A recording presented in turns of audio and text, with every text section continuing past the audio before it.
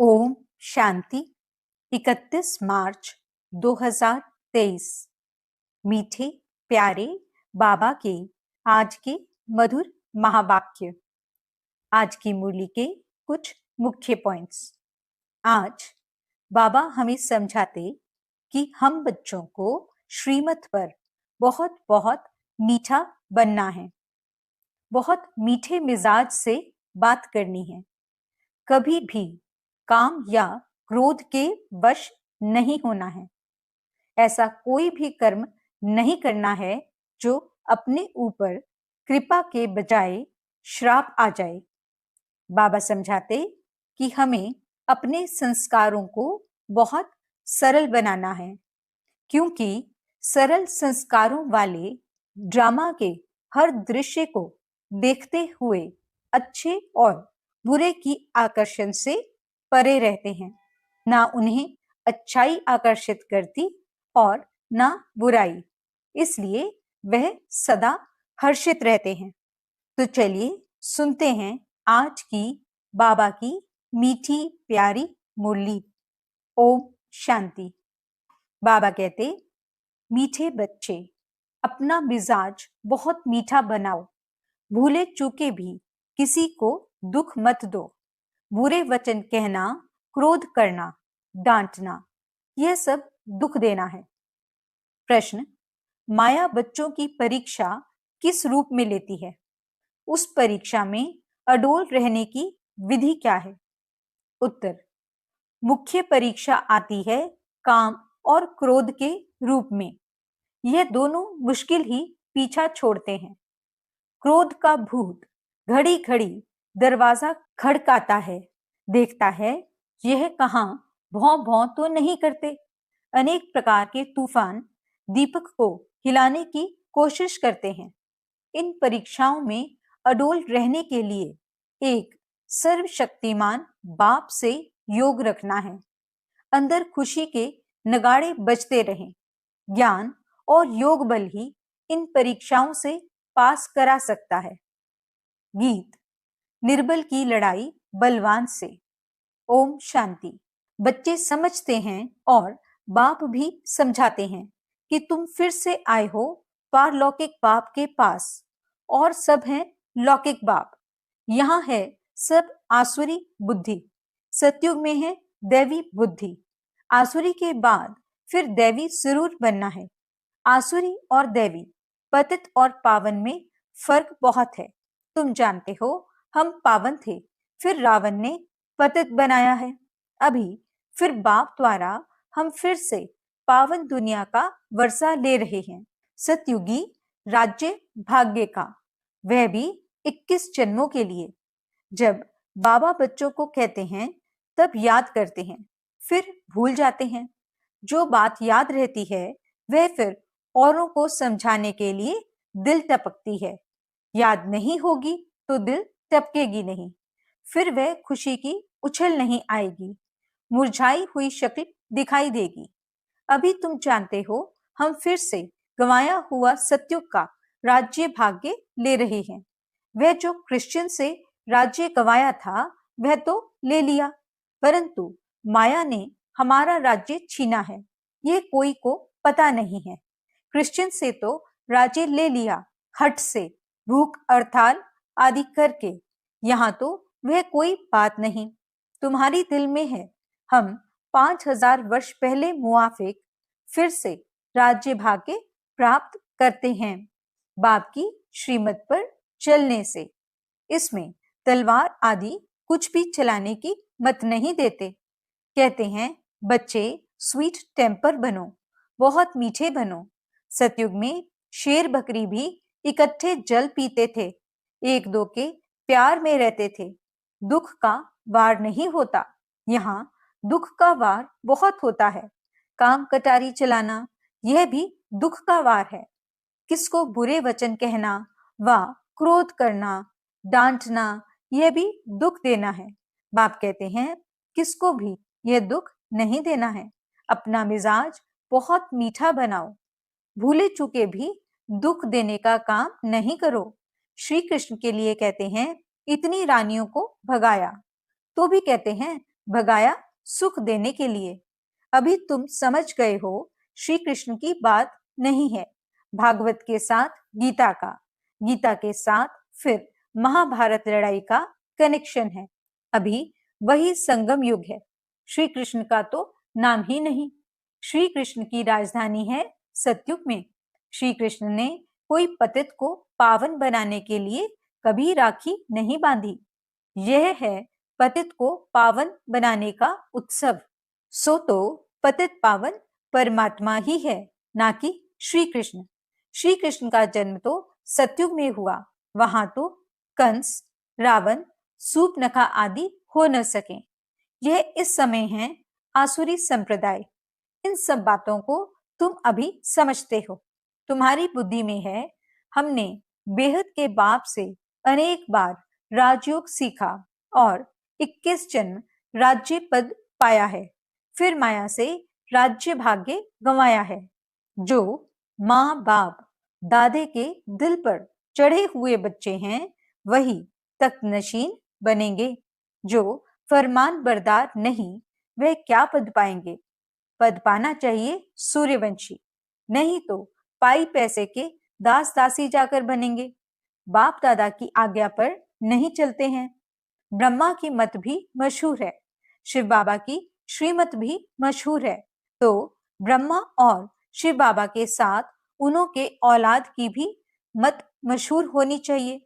तुमको शिव बाबा और ब्रह्मा दोनों की मत पर चलना चाहिए, तब तो श्रेष्ठ बनेंगे। माता पिता भी श्रेष्ठ बनने के लिए कितनी अच्छी धारणा करते हैं। सब बच्चों को पढ़ाते हैं। मुरली सब बच्चों के पास जाती है। इनका पाठ ही है पढ़ाने का। कई बच्चे ऐसे भी हैं जो माँ बाप से भी अच्छा पढ़ाते हैं। शिव बाबा की तो बात ही ऊंच ठहरी, परंतु मम्मा बाबा से भी इस समय होशियार बच्चे हैं। भल संपूर्ण तो कोई बना नहीं है, कुछ न कुछ कांटे भी लगते हैं। माया का वार होता है, दीवे को तूफान लगते हैं। जितना ज्ञान और योग में रहेंगे तो इस घृत से तुम्हारी ज्योति जगी रहेगी। कोई दीपक में घृत थोड़ा कम हो जाता है तो लाइट कम हो जाती है। कोई का दीवा बहुत अच्छा जलता रहता है। आत्मा रूपी दीवे को ही तूफान लगता है। तूफान तो लगेंगे। बाबा कहते हैं नंबर 1 अनुभवी मैं हूं। रुस्तम से जरूर माया रुस्तम होकर लड़ेगी। बाप समझाते हैं, हे दीवे, ऐसे ऐसे तूफान आएंगे, परंतु कर्मेंद्रियों से कोई पाप कर्म नहीं करना। कोई ने कुछ कहा तो एक कान से सुन दूसरे से निकाल दिया। ऐसा अभ्यास करना पड़े। क्रोध भी मनुष्य की पूरी ही सत्यानाश कर देता है। यह भी बड़ी परीक्षा होती है। क्रोध का भूत आकर दरवाजा ठोकते हैं। देखें, भौं भौं करते हैं। अगर कोई भौं भौं करने लग पड़ते हैं तो दीवा बुझ जाता है। माया सबकी परीक्षा लेती रहती है। समझा जाता है इनमें तो क्रोध था नहीं, अब फिर इनमें क्रोध आ गया है। बाबा के पास बहुत अच्छे अच्छे बच्चे थे। माया का तूफान सहन नहीं कर सके तो गिर पड़े। फिर कहा जाता है किस्मत। हम परीक्षा में ठहर नहीं सकते। बच्चों को तो परीक्षा में बड़ा अडोल रहना है। अंगद मिसल, यह भी एक मिसाल है। तुम बच्चों के अंदर खुशी के नगाड़े बजने चाहिए। सर्वशक्तिमान बाबा के साथ योग रखने से मदद आपे ही मिलती रहती है।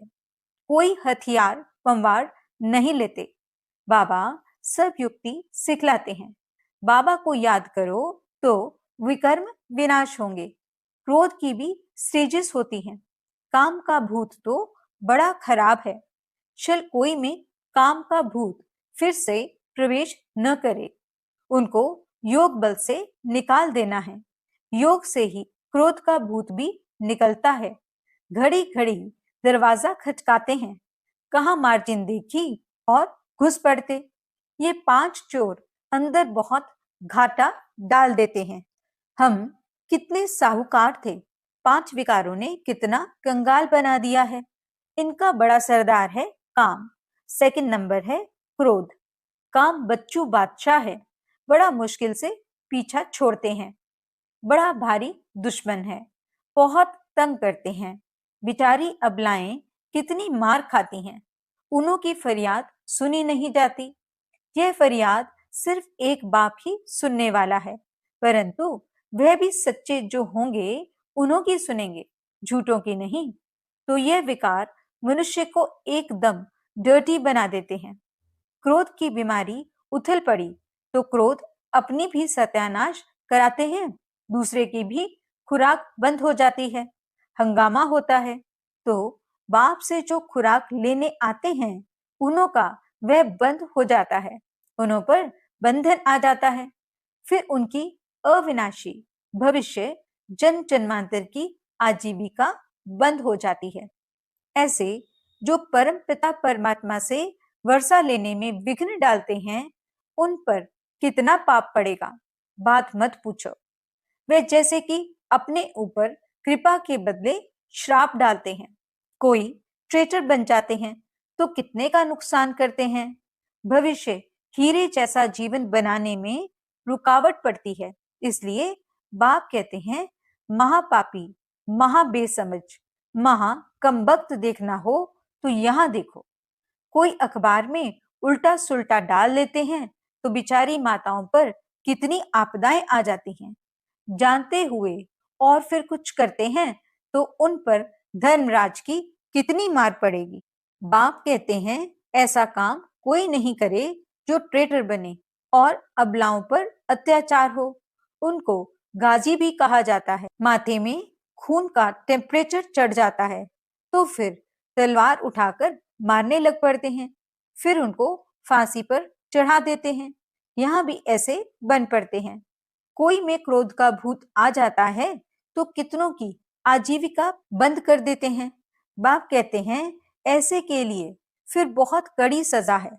जो ट्रेटर बन विघ्न डालते हैं उनके ऊपर बड़ा पाप चढ़ता है। चढ़े तो चाखे वैकुंठ रस, गिरे तो एकदम चकना चूर। या तो वैकुंठ का मालिक या तो नौकर चाकर। ऐसा काम जो करेगा तो इतना ही पाप आत्मा भी बनेगा। बहुतों को दुख देने के निमित्त बन जाते हैं। बाबा को तरस पड़ता है। माताओं का तो रिगार्ड रखना है। वंदे मातरम गाई जाती है। बाप आकर कलश माताओं पर रखते हैं। उन पर अत्याचार बहुत होते हैं तो सिकीलते बच्चों को मदद बहुत देनी चाहिए। अगर कोई मदद के बदले और ही उल्टा काम करते हैं तो कितना नुकसान हो जाएगा। बहुत सपूत बनना है, असुर को देवता बनाना है। बाबा तुम्हारा जीते जी नया चित्र बनाते हैं। आर्टिस्ट लोग चित्र बनाते हैं ना, फिर जो बहुत अच्छा बनाते हैं उनको इनाम मिलता है। यह बाप कहते हैं, मैं ज्ञान और योग बल से तुम्हारे चित्र ऐसे बना रहा हूं जो तुमको यह शरीर छोड़ने के बाद एकदम फर्स्ट क्लास शरीर मिल जाएगा, तो मनुष्य से देवता बन जाएंगे। ज्ञान योग बल से तुम कितने गोरे बन जाते हो। बाबा जैसा फर्स्ट क्लास कारीगर कोई होता नहीं। यह बाप का ही काम है, मनुष्य को देवता बनाना। यह है नंबर 1 सर्विस, जिससे सारी दुनिया पलट जाती है। उस स्वीट फादर को कोई जानते नहीं, सर्वव्यापी कह देते हैं। मनुष्यों की बुद्धि में यह भी नहीं है कि यह नर्क पतित दुनिया है। यह सिर्फ तुम बच्चों की ही बुद्धि में है। बड़े बड़े करोड़पति सबका धन मिट्टी में मिल जाएगा, बड़े दुखी हो मरेंगे। आजकल तो बड़े बड़े आदमियों को भी मारते रहते हैं। दुश्मनी कड़ी हो जाती है तो बात मत पूछो। बड़ा खराब समय आना है। अब तुम बच्चे पुरुषार्थ कर रहे हो भविष्य के लिए, और कोई भी भविष्य के लिए पुरुषार्थ नहीं करते हैं।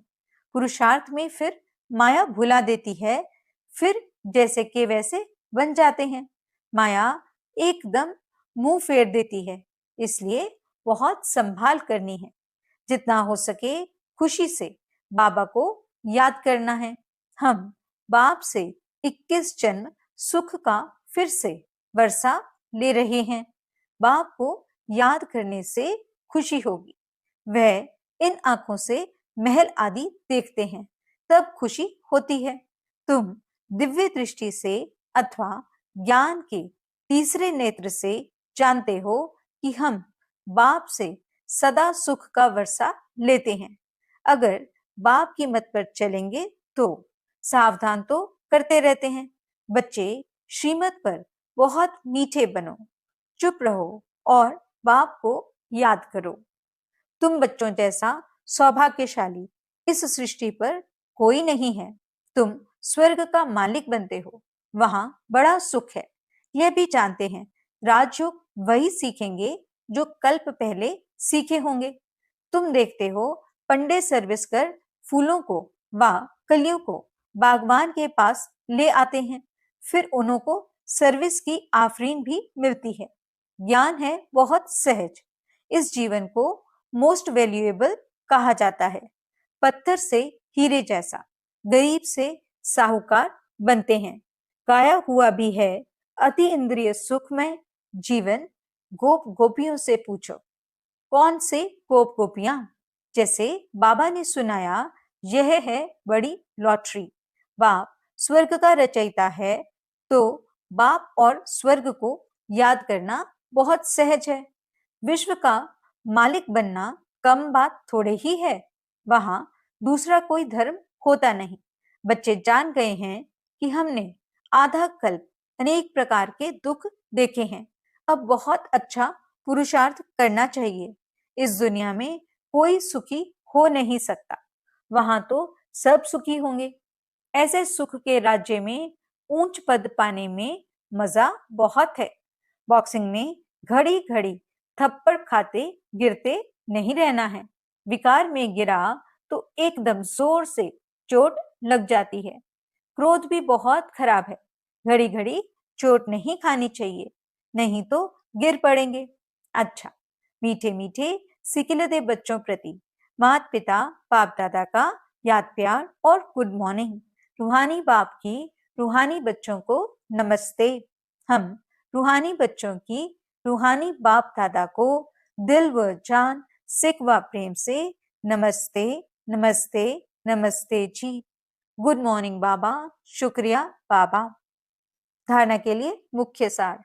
पहला पॉइंट, ऐसा कोई भी कर्म नहीं करना है जो अपने ऊपर कृपा के बजाय श्राप आ जाए। कोई भी भूत के वश हो ट्रेटर कभी नहीं बनना है।